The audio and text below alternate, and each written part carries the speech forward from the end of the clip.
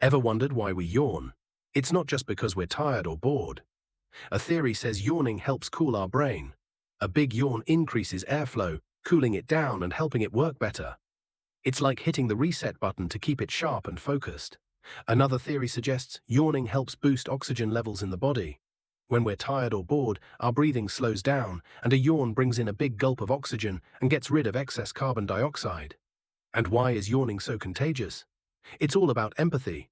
Seeing someone yawn activates mirror neurons in your brain, making you catch their yawn. Even animals yawn. Your dog might even copy you. So whether it's cooling your brain or connecting with others, yawning is way cooler than you think. Did this video make you yawn? Let us know in the comments.